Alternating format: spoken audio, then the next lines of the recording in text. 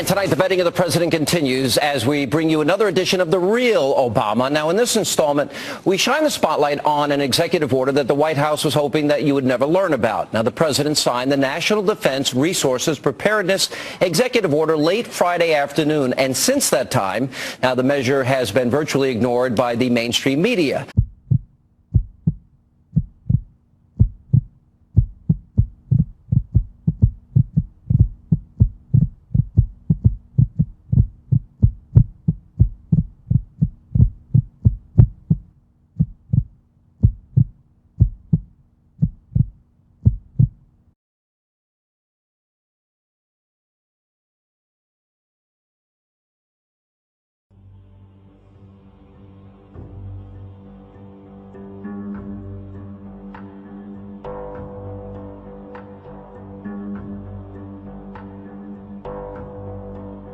The New World Order. Of the New World Order. Far be it for me to question you, Your Highness, but might not the New World Order be better served by approaching the humans with a more benevolent hand?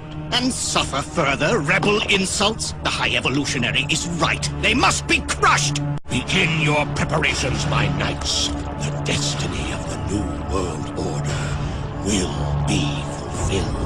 Attention humans, by order of the High Evolutionary, you are commanded to vacate your homes immediately. Those who do not comply will be vacated by force.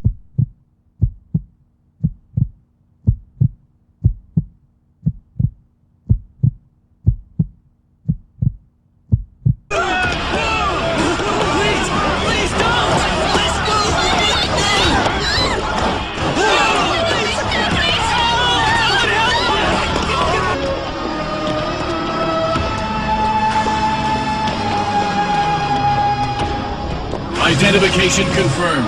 Next, step inside. You are under arrest for unauthorized altering of an identification implant. Come with us, rebel. No, wait! It must have been defective. I'm not a rebel!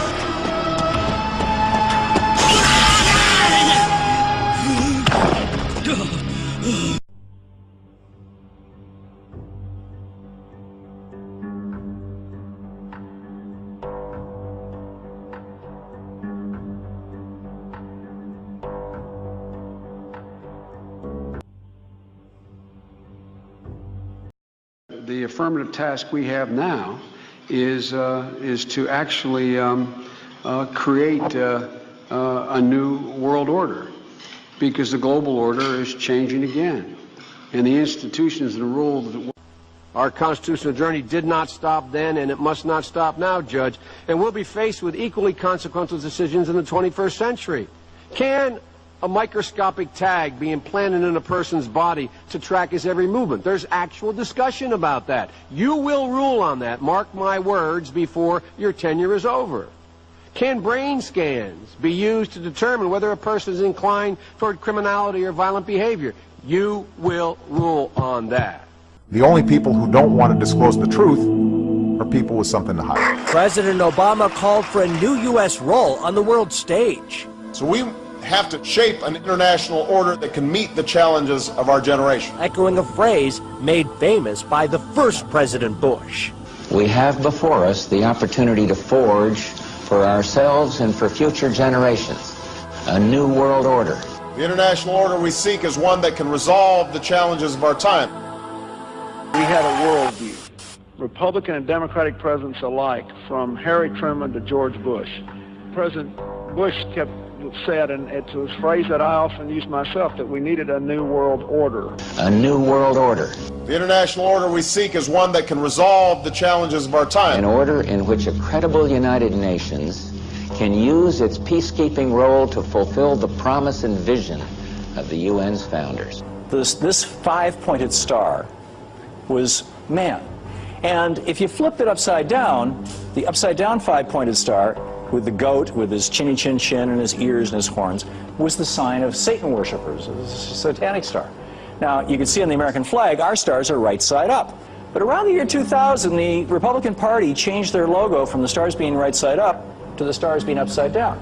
Coincided with the coming on the scene of George W. Bush and Karl Rove. Very strange.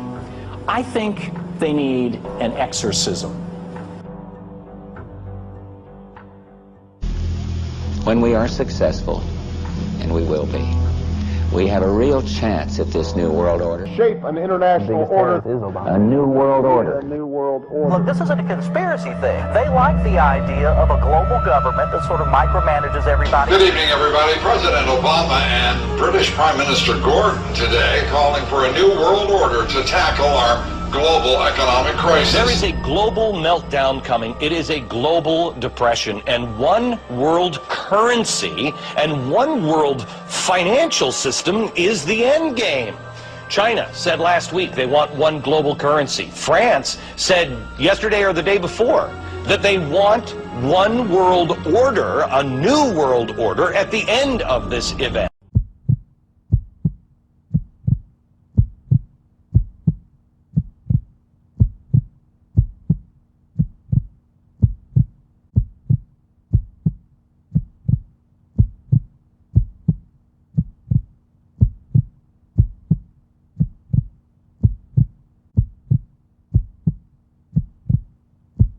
Now, the order essentially gives the President of the United States absolute power over any and all American resources during both times of peace and national crisis. Now, this includes, but is not limited to, food and livestock, water, plants, energy, health resources, transportation, and construction materials, and gives the government the ability to, quote, control the general distribution of any material, including applicable services, in the civilian market.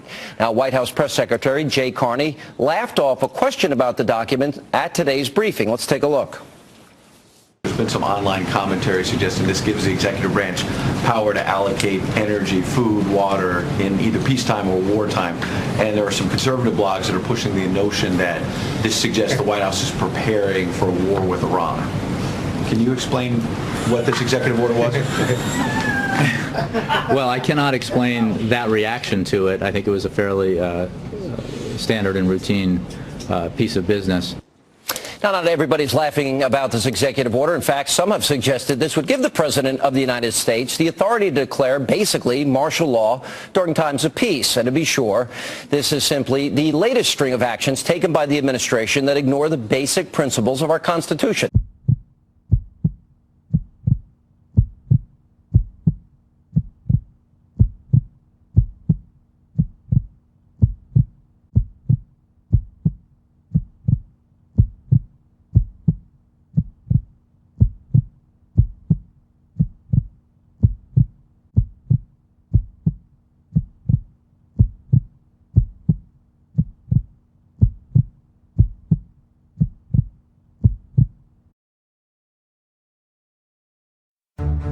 Agenda 21, Sustainable Development, is the action plan. It is the blueprint to inventory and control all land, all water, all minerals, all plants, all animals, all construction, all means of production, all energy, all information, and all human beings in the world.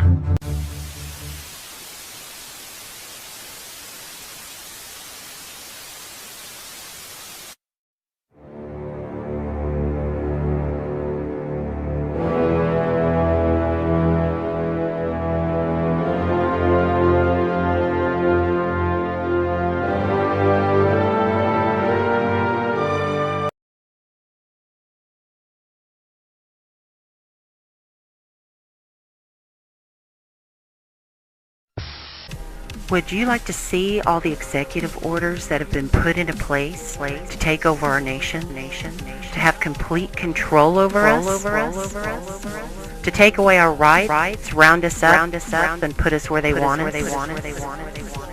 Here we go. Executive Order 10990 allows the government to take over all modes of transportation and control of all highways and seaports. Executive Order 10995 allows the government to seize and control the communication media.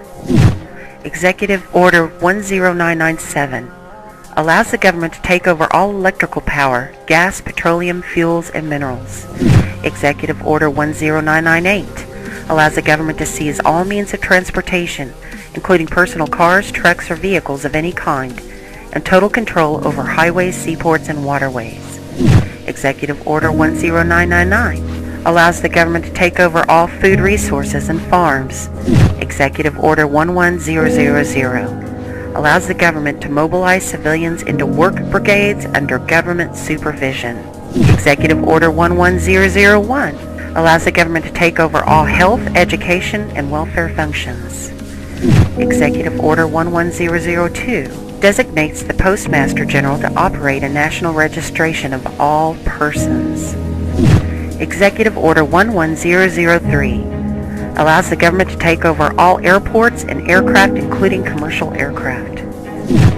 Executive Order 11004 allows a housing and finance authority to relocate communities, build new housing with public funds, designate areas to be abandoned, and establish new locations for populations.